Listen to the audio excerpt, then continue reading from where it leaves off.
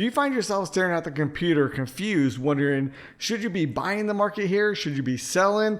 Where should I look to take profits? Well, in today's video, I'm going to share with you guys this hidden volume profile technique. Hey, welcome back YouTube. My name is Mike Schwartz. In today's video, I'm going to share with you guys this little known volume profile technique that can help you identify the market condition. It'll help you find a place where you can try to pick the bottom in the market and try to ride the market back up and exit at a good location. Now, if you've watched any of my analysis videos, you guys know that I rely heavily on volume profile, and I love taking the volume profile rotation trade. Now, in order to take the volume profile rotation trade, we need to know three things. What is value area high?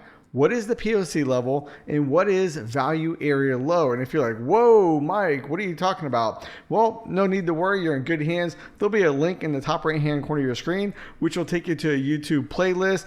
The first video in the playlist is volume profile terminology. Click on that video, watch it, and you'll understand a little bit better. That same playlist can be found in the description box down below, labeled volume profile. So if you missed a card in the top right-hand corner of your screen, there's no need to worry. You can find that video in the playlist down below. Now, normally when I do the weekend analysis, you'll see me look at the weekly profiles quite often along with the composite profile. And throughout the course of the day, you'll see that I update the volume profile levels throughout the day. So at the 5 o'clock video, I'm using the daily value area high, the value area low, and the POC levels. At 9:20 each morning, when I release my video before the market opens, where I lay out what I think is likely to happen in the market, the if-then thought process, meaning if we break this level, then I'm looking to trade up or down to particular volume profile levels I already have predetermined. And if you catch the 12 o'clock video, you'll notice those value areas are a little bit different. Now, I'm going to share with you guys a trick where you can even pinpoint it even more specific than just breaking it down to those time frames. And what I'm going to do for this is I'm just going to come to a 5-minute chart. And as the market was melting down today, you might say, well, how can I get involved in the market? Because essentially today, the market stayed below all of my value area low levels from this morning all the way through the end of the day. And you might say, well, I don't get a chance for a volume profile rotation trade. That would be correct. However, I'm going to share with you guys this technique. And what I'm going to do is I'm going to come right up here to the drawing tools. I'm going to click on order flow volume profile. Now, what I'm going to do now is I'm going to click right here at the top of this wick where the market rallied up. And I'm going to pull it down to where the market bottomed and started to rally back up. And I'm just going to drop it right there. Now, as we were coming down to form the bottom, what do I have? I have another volume profile. And what is even better about it is I have my value area high, the POC level, as well as value area low. So let's think about this. As the market starts getting back above value area low, what can we do? Well, we know there'll be a good chance that we'll come back and test the POC level, probably hit value area high. But hold on a minute. What if the market breaks value area high, right? And we start coming back down, which we did with these wicks here. Well, then we can play the rotation on the way back down. Target number 1 would be the POC level. Target number 2 would be value area low. All right. Very clean, very simple. This works in both an up market and a down market. Now you might say, well, Mike, that's just a one-off event. Okay, good, fair enough. So let's go ahead and draw the next one that I see. And I'm going to come right back over here, grab the order flow volume profile tool. I'm going to measure from, as we retraced up right here, the swing high, down here to the swing low. And then I'm going to drag it over and show you how the volume profile will change. Okay, so we can see value area low is right here. So how can we play this? Well, again, we can look for the rotation back up. Target 1 being POC. The secondary targets would be value area high. So once we start breaking value area low right here, we could look to enter the market. Now, in this case, we would enter right here. Depending on how tight you had your stop loss, maybe you get stopped out, maybe you don't. All the other volume profile levels or concepts would apply. Since we have a distribution level here, I'd probably want to keep my stop loss tucked right under here. But if you wanted to, keep it tucked underneath the candle that broke into a level, I couldn't fault you there either. Me personally, I like using Algo Box for my entries. I can get a much tighter placement in terms of my stop loss while still using some of the same targets. Meaning I'll take target 1 and target 2 with algo box, and I'll push my runners off the volume profile levels. If you want to learn more about algo box, it'll be the first link in the description box down below. You can join their Discord room and learn all about algo box, the software, the strategies, and everything they teach, all for free. All right, so what we see here is, let's say you get stopped out on the first one, right? Okay, it goes up here, the market comes down, bam, you get stopped out. Okay, the market comes right back up again, and in this case, your stop loss will be right here, but you would run target 1 for POC, target 2, well, since we never hit target 2, once POC is hit, I'd move my stop loss to break even, and I would have been stopped out of that trade for break even. Okay, it is what it is, right? Not every trade is going to be a winning trade, but let's go ahead and map this out real quick, and I didn't mean to remove the volume profile tool, but essentially, if you come right back over here, we go right down to the bottom right here. Let's go ahead and just measure from value area low to the POC is 14 S&P points. Now, if you're trading the micros, it's going to be $5 a point. If you're trading the E-mini, it will be roughly $50 a point. So 14.25 times 50. So on the big contract, that's good for about $712. And on the micro, and this is per contract, that would be good for about $71 only if target 1 was hit. Now, you do got to keep in mind that there are losses too. Again, the first trade where we try to get in could have been a losing trade depending on where you place your stop. Again, ideally I'd like it over here behind this, knowing that, you know, I'm really trying to target number 2. Target number 1 is just to put a little bit of, you know, change into the account and hope that we can run up towards target number 2 and, you know, try to mitigate the risk along the way. Now, if I grab this volume profile tool, I can keep dragging it. So if you want to say, well, this is the whole bottom right here, and you'll see the volume profile will continue to change as we, you know, get more and more bars within it. But as you get yourself familiar with it and you start to be able to identify the swings, this can really help, you know, pinpoint. So if you're looking, if you like to bottom fish, this will help you catch, and you can start looking for logical target locations on the way up, and you can qualify it by, are we breaking above value area low or not? Very clean, very simple approach. And if the market is trending downward, then the thought process would be we want to, you know, pull the volume profiles from top to bottom. If we're in a trending market up, then we'd want to pull from bottom to top and try to, you know, find the good locations. Now, the market obviously was in a downtrend. If we zoom this out, this was in a downtrend, but let's play devil's advocate real quick and see, can we go ahead and mitigate risk? Now, I did not do this ahead of time, this next drawing. Let's say we went ahead and said, okay, from right here at the bottom, all the way up to this high right here. Well, we can essentially see where the volume profile is. This is a lowercase b, B as in boy.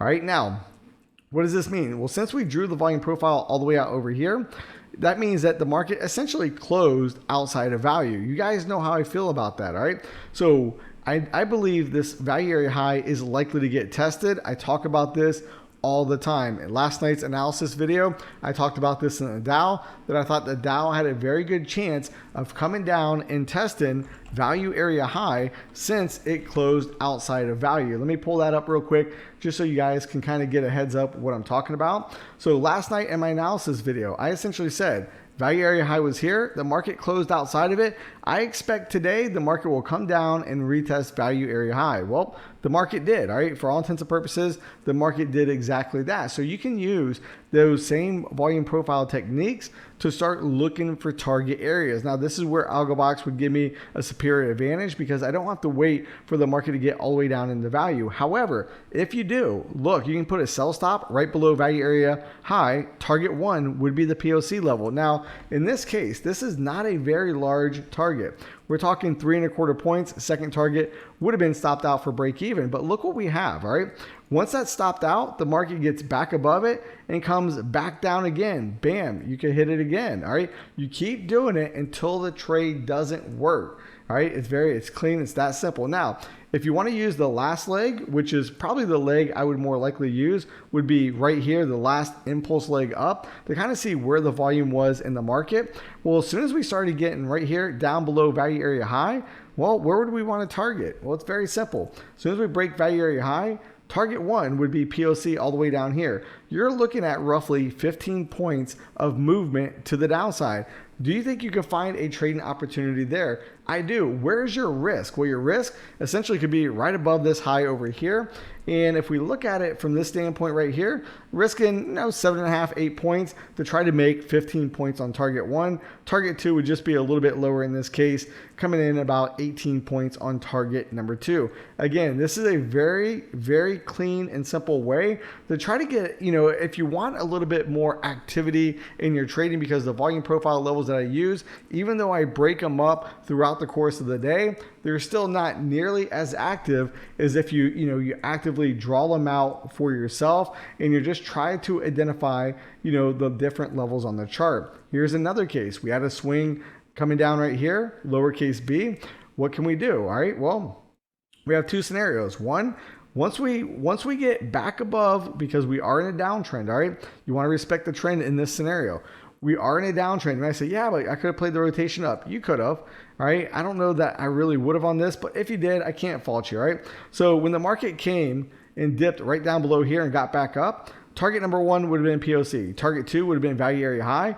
The market breaks back up, comes back down. We could have played that rotation right back down once again. Again, this volume profile technique is just going to give you more opportunities using the same analysis. And one thing that I would highly encourage you is you need to identify the trend before you're going to use this technique. It will greatly increase the odds of your trades working out if you already can identify what the trend is. Today it was really a no-brainer. The market was just all the way down.